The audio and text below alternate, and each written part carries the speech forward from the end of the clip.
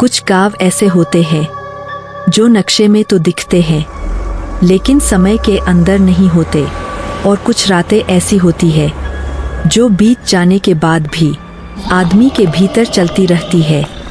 यह कहानी उस गाँव की है जहाँ लोग मरते नहीं, सिर्फ चुप हो जाते हैं। रात के 12:17 जब राघव उस बस से उतरा, उसे नहीं पता था कि जिस जमीन पर उसके पैर पड़ रहे हैं वह जमीन जिंदा है। यही गाँव है न? कुंडापाड़ा।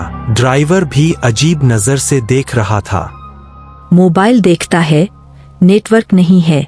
कोई बात नहीं, बस एक हफ्ता रुकना है। अचानक पास से एक बूढ़ा आदमी दिखाई देता है। उसकी आंखें बिना पलक झपकाए घूर रही है। यहाँ रात में कोई बाहर नहीं रहता बेटा। मतलब जो बाहर रहता है वो सुबह दिखाई नहीं देता। यह पहली चेतावनी थी जिसे राघव ने मजाक समझ लिया। सबसे खतरनाक श्राप हमेशा मजाक जैसे ही लगते हैं। यही वह घर था जहाँ 14 साल पहले राघव का पूरा परिवार मरा था। आग से नहीं, झड़ से नहीं, नींद में। राघव अंदर कदम रखते हुए, अजीब है, घर बंद था फिर भी अंदर से इतनी ठंडक। अचानक किसी के सांस लेने की आवाज। क्या? कौन है? इस घर में आवाजें आती थीं, लेकिन कोई बोलता नहीं था, जैसे कोई सिर्फ सुनने के लिए जिंदा हो। और तभी गांव ने पहली बार अपना असली चेहरा दिखाया। तू वापस क्यों आया राघव? तू कौन है? मैं तो वही हूँ जो हर रात गायब हो जाता है। सुबह हो चुकी थी लेकिन गांव जागा नहीं था। सड़कें खाली थीं, दरवाजे बंद और हवा जैसे किसी ने सांस रोक रखी हो। अरे बेटा, यहाँ सब लोग कहाँ है?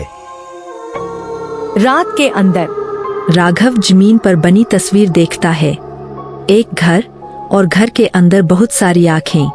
उसी पल राघव को समझ आ गया, यह गांव लोगों को मारता नहीं और यह गांव लोगों के अंदर रहने लगता है।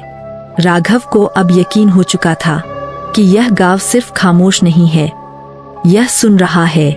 और जो गांव सुनने लगे वो देर सवेर बोलने भी लगता है। जिस बच्चे ने कहा था सब लोग रात के अंदर है, राघव उसे फिर से ढूंढ रहा था, क्योंकि बच्चों को झूठ बोलना नहीं आता, डर उन्हें सिखाता है। अरे सुनो, तुम वही हो न जो जमीन पर घर बना रहे थे?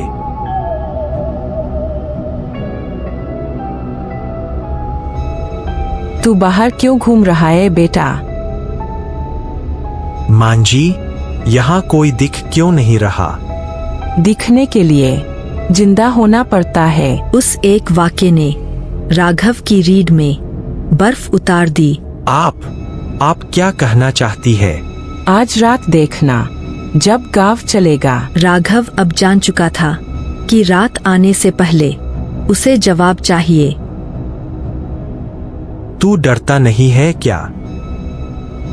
डर तो उन्हें लगता है जो रात में जागते हैं। तुम्हारा नाम क्या है? अमन। वही नाम जो राघव ने सपने में सुना था। अमन, तू मर चुका है क्या? अभी नहीं, लेकिन आज रात हो जाऊंगा। यह सब क्या है अमन? लोग कहाँ जाते हैं रात में? गांव उन्हें बुलाता है। क्यों? क्योंकि बहुत साल पहले गांव को भूखा छोड़ दिया गया था।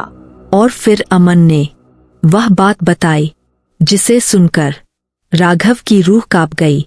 यह गांव पहले जिंदा था, सच में जिंदा। लोग इसकी मिट्टी से डरते थे, पेड़ों से बात करते थे और रात को बाहर नहीं जाते थे।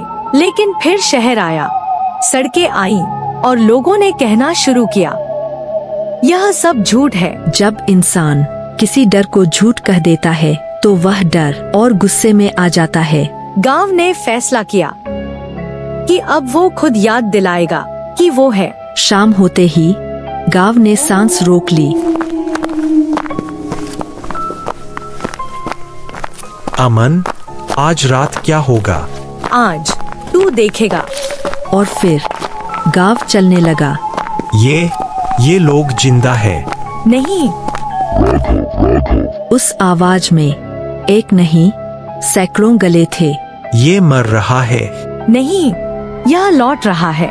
और जब उनका शरीर पूरी तरह मिट्टी में समा गया, वहां से एक नई सांस की आवाज आई। अब तक आपने देखा गाँव को जागते हुए। अगले एपिसोड में जानिए क्या राघव इस गाँव से जिंदा बाहर निकल पाएगा या वह भी गाँव का हिस्सा बन जाएगा। आज की कहानी किसी फिल्म की नहीं है। ये कहानी उस जंगल की है जहां रात सांस लेती है और इंसान गिनती में कम हो जाते हैं। अगर तुम कभी जंगल के पास से गुजरते हो तो ये कहानी अंत तक जरूर सुनना। भैरवपुर एक छोटा सा गांव था। चारों तरफ खेत और पीछे एक घना काला जंगल। गांव का एक नियम था, सूरज डूबने के बाद कोई भी जंगल की ओर नहीं जाता, क्योंकि जो गया वो या तो लौटा नहीं या लौटकर बोलना भूल गया। लेकिन हर कहानी में एक ऐसा इंसान होता है जो नियम तोड़ देता है। उसका नाम था रघु। रघु पेशे से लाकड़हारा था, गरीब था पर मेहनती। उसके घर में बीमार माँ, छोटी बहन। रघु जंगल से लकड़ी काटकर गुजारा करता था। उसे डर नहीं लगता था, या शायद उसे डर का मतलब ही नहीं पता था। उस दिन आसमान कुछ अलग था। सूरज बिना ढले ही छिपने लगा। पंछियों ने एक साथ उड़ान भर दी। हवा ठंडी नहीं, भारी लग रही थी। रघु बोला, आज थोड़ा देर हो गई, पर बस ये आखिरी पेड़। जंगल सुनता है लेकिन जवाब हमेशा बाद में देता है। जैसे ही रघु ने कुल्हाड़ी उठाई, ठक ठक, लकड़ी गिरने की आवाज नहीं थी, ये आवाज किसी के चलने की थी। रघु रुक गया, चारों तरफ देखा। कौन है? कोई जवाब नहीं। अचानक पीछे से एक आवाज आई, रघु। उसका नाम। रघु का हाथ कांप गया। उसने फिर पूछा, कौन है वहां? इस बार आवाज ज्यादा पास से आई, घर चल। जंगल में अगर कोई अजनबी तुम्हारा नाम जानता है तो समझ जाना वो इंसान नहीं है। रघु हिम्मत करके मुड़ा। उसने जो देखा, उसकी सांस रुक गई। एक इंसानी आकृति, पैर जमीन से ऊपर, गर्दन टेढ़ी, मुंह पर कोई भाव नहीं, आंखें पूरी काली, और आवाज, लकड़ी छोड़ दे, रात शुरू हो गई है। मेरा रास्ता छोड़। उसने कुल्हाड़ी उठाई और दौड़ पड़ा। रघु भागता रहा लेकिन रास्ता बदलता रहा। पेड़ और पास आते गए, जमीन गीली होती गई। पीछे से कदमों की आवाज, फिर फुसफुसाहट। भाग सकता है, बच नहीं सकता। उस रात जंगल ने रघु को छोड़ दिया, लेकिन पूरी तरह नहीं। सुबह गांव वाले जंगल पहुंचे। उन्हें मिला रघु की कुल्हाड़ी और एक पेड़ पर लिखा, आज एक गया कल दूसरा। रघु का कोई निशान नहीं था। लेकिन असली डर तब शुरू हुआ जब उसी रात गांव के बाहर किसी ने दरवाजा खटखटाया और आवाज आई, मां, दरवाजा खोलो। उस रात भैरवपुर में कोई सोया नहीं, क्योंकि जब मरा हुआ आदमी दरवाजा खटखटाए तो डर दरवाजे के बाहर नहीं रहता, सीधे घर में घुस जाता है। रघु की मां चूल्हे के पास बैठी थी। दरवाजे पर धीमे धीमे थपथपाहट हुई, फिर आवाज, मां, दरवाजा खोलो। मां का शरीर कांप गया। ये वही आवाज थी जिसे उसने गोद में पालकर बड़ा किया था। रघु, बेटा, तू आ गया? उसने कांपते हाथों से दरवाजा खोला। दरवाजे के बाहर रघु खड़ा था, लेकिन उसके कपड़े गीले थे। पैरों में मिट्टी सड़न जैसी, आंखें नीचे झुकी हुई और परछाई उल्टी दिशा में। मां ने उसे गले लगाने के लिए हाथ बढ़ाया और तभी रघु ने आंखें उठाई। रघु की आंखें पहले जैसी नहीं थीं। उनमें ममता नहीं, थकान नहीं, इंसानियत नहीं, सिर्फ खालीपन था। रघु बोला, मां, मैं बहुत थक गया हूं। उसकी आवाज एक सेकंड के लिए 2 बार गूंजी। बेटा, तेरी कुल्हाड़ी कहाँ है? रघु ने बहुत धीरे से कहा, जंगल ने रख ली? मां नहीं जानती थी कि ये जवाब इंसान का नहीं होता। खबर फैल गई, रघु लौट आया है। गांव वाले उसके घर के बाहर इकट्ठा हो गए। कोई बोला, कल तो जंगल में खून मिला था। दूसरा बोला, और इसकी आंखें देखी तूने? ये रघु नहीं है, ये वही है जो शरीर पहन कर आता है। सन्नाटा छा गया। लेकिन डर सबसे पहले सबूत मांगता है, और सबूत उसी रात मिला। आधी रात गांव का कुत्ता अचानक जोर जोर से भौंकने लगा। फिर एक चीख, बचाओ! सुबह जब लोग पहुंचे, गांव का चौकीदार पीपल के पेड़ से उल्टा लटका मिला। उसकी छाती पर नाखूनों से लिखा था, लकड़ी मेरी है। रघु को बुलाया गया। उसके कपड़ों पर ताजी मिट्टी थी। पंच ने पूछा, रात कहां था? रघु मुस्कुराया, पहली बार। लेकिन उसकी मुस्कान सीधे दिल में चुभ गई। जहां आप लोग नहीं जा सकते। जब इंसान मुस्कुराते हुए डराने लगे तो समझ लो अब कहानी इंसानों की नहीं रही। गांव के बूढ़े ने पुरानी बात बताई। 100 साल पहले एक लाकड़हारा जंगल की आत्मा से संधि करके गया था। हर साल एक जान देनी होती है, लेकिन इस बार उसने नया शरीर चुन लिया। सभी की नजर एक साथ रघु पर गई। गिनती शुरू हो चुकी है। आज 1, कल 2। उस रात गांव वालों को यह समझ आ गया, रघु वापस नहीं आया। वो साथ कुछ लेकर आया है। और सबसे बड़ा सवाल, क्या अगली रात गिनती में तुम्हारा नाम होगा? कुछ भूत मारने के लिए नहीं आते, कुछ भूत गिनती पूरी करने आते हैं। और भैरवपुर की गिनती शुरू हो चुकी थी। सूरज डूब चुका था और पूरे गांव को पहली बार रात में पंचायत बुलानी पड़ी। चौकीदार की मौत के बाद पूरा गांव पंचायत में इकट्ठा हुआ। दिए कांप रहे थे, हवा चल नहीं रही थी, फिर भी लौ हिल रही थी। गांव का सबसे बूढ़ा आदमी हरिराम धीरे धीरे खड़ा हुआ। उसकी आंखें जंगल की तरफ जमी हुई थीं। अब सच छुपाने का समय नहीं है, वरना अगला सूरज पूरे गांव के लिए आखिरी होगा। हरिराम वही था जो 100 साल पहले इस जंगल को जलते हुए देख चुका था। हरिराम बताने लगा, 100 साल पहले भैरवपुर बस रहा था। जंगल को काटा जा रहा था, पेड़ गिराए जा रहे थे, धरती रो रही थी। तभी जंगल से एक औरत निकली। उसके बाल जमीन तक लटके थे, आंखें लाल नहीं काली थी। उसने कहा, इस जंगल का हर पेड़ किसी आत्मा का शरीर है, अगर काटा तो शरीर मांगूंगी। गांव वालों ने उसकी बात पर हंस दिया और वहीं से गलती शुरू हुई। उसी रात पहला लाकड़हारा मरा। उसका नाम भी रघु ही था। उसका शव पेड़ से उल्टा लटका मिला और उसके माथे पर लिखा था, पहली गिनती। डर में गांव वालों ने उस औरत को पकड़ लिया, पीपल के नीचे जिंदा जला दिया। जलते हुए उसने हंसते हुए कहा, अब शरीर में खुद चुनूंगी और हर पीढ़ी से एक रघु लूंगी। उस दिन से हर पीढ़ी में एक लाकड़हारा मरता है और जो बचता है वो शरीर बन जाता है। हरिराम ने कांपते हुए रघु की ओर देखा। इस बार आत्मा रघु के शरीर में आ चुकी है और जब तक 3 बलि पूरी नहीं होंगी ये शरीर छोड़ेगी नहीं। गांव वाले सन। रघु अचानक जोर से हंस पड़ा। उसकी हंसी इंसान की नहीं थी। पहली हो चुकी, दूसरी रास्ते में है। उसने अपनी गर्दन एक झटके में घुमा दी।